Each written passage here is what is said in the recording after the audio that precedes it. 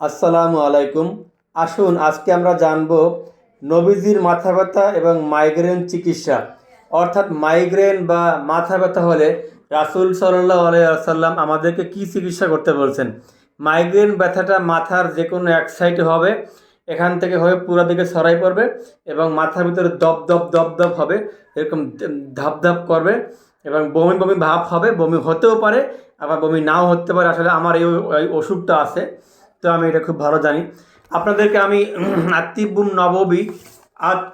নববী রাসূল সাল্লাল্লাহু আলাইহি ওয়াসাল্লামের যে তার নিজের চিকিৎসাকৃত সে বলে দিয়েছেন যেভাবে চিকিৎসা করতে হবে, সেইগুলোই এই বইতে লিপিবদ্ধ করা হয়েছে। আমার এক ছাত্র আমাকে গিফট করছেন। চলুন আমরা এখান থেকে জানি। আসলে মাথা ব্যথা বিভিন্নভাবে হতে পারে। যখন চারটি প্রয়োজনীয় শর্ত, যেমন ঠান্ডা, গরম, শুষ্কতা, আর্দ্রতা, কোনটি প্রাধান্য পায়? পেটের আলসার মাথা ব্যথা, মানে পেটের আলসারের কারণে মাথা ব্যথা হতে পারে।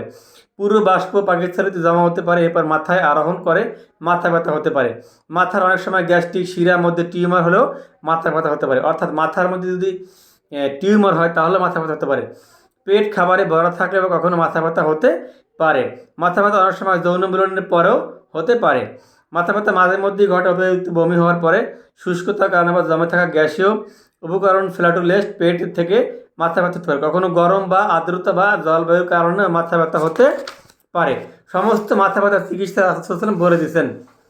এরপর বলছেন, মাথা ব্যথা কখনো কখনো ঠান্ডা আবহাওয়া দ্বারা সৃষ্টি হতে পারে। পর্যাপ্ত ঘুম না হলেও মাথা ব্যথা হতে পারে।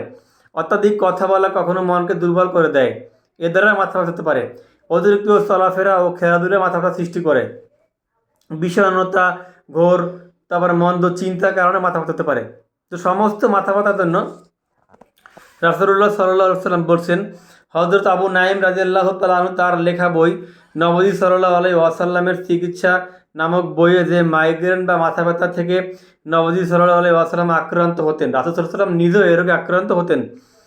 এটি তাকে বাড়ির বাইরে যেতে দু একদিনের জন্য বাধা দিত। তো আবু নাঈম রাদিয়াল্লাহু তাআলা আনহু ইবনে আব্বাস রাদিয়াল্লাহু তাআলা আনহু বর্ণনা করেন যে, একবার রাসূলুল্লাহ সাল্লাল্লাহু আলাইহি ওয়াসাল্লামের যখন ভাষণ দেন, তখন একটি কাপড় তার মাথার চারপাশে বাঁধা ছিল। এছাড়া সহিহ হাদিস বর্ণিত রয়েছে যে, মহানবী সাল্লাল্লাহু আলাইহি ওয়াসাল্লাম ইন্তেকালের আগে বলেছিলেন, ওহ আমার মাথা ব্যথা। তিনি মাথার চারপাশে কাপড়ের টুকরো বেঁধে রাখতেন। যেমন এরকম একটা কাপড়, চিকন একটা কাপড় বা একটা দড়ির মতো কাপড় এরকম চারপাশে দিয়ে গিঁঠা দিয়ে বেঁধে রাখলেই মাথা ব্যথাটা আস্তে আস্তে কমে যেত। রাসূলুল্লাহ সাল্লাল্লাহু আলাইহি ওয়াসাল্লাম এই পদ্ধতিটা অবলম্বন করতেন। আর রাসূলুল্লাহ সাল্লাল্লাহু আলাইহি ওয়াসাল্লাম বলছেন, পুরুষ এবং মহিলা উভয়ই যদি মাথায় মেহেদি দেয় তাহলেও এই অসুখটা আস্তে আস্তে কমে যাবে। সুতরাং আমরাও কিন্তু এটি করতে পারি। ভাই, টাকা ইনকাম করার জন্য আমি এই চ্যানেলটা চালাই না, বিশ্বাস করেন। আপনারা যদি শেয়ার করেন বা সাবস্ক্রাইব করেন তাহলে হয়তো একটু অনুপ্রেরণা পাবো, বা শেয়ার করলে আরও মানুষ ইসলাম সম্পর্কে জানবে, নবী সম্পর্কে জানবে। এটাই আমার ইচ্ছা, আসলে দাওয়াতের জন্যই এটা করা। আপনারা যদি শেয়ার করতেন, আল্লাহর জন্য সাবস্ক্রাইব করতেন, তাহলে খুব খুশি হতাম, আল্লাহও খুশি হতেন। হয়তো আল্লাহ চাইলে এটাও একটা জান্নাতের উসিলা হতে পারে। সবাই পাশে থাকবেন ভাই, আমি একটা গরিব মানুষ, ছোট গরিব শিক্ষক।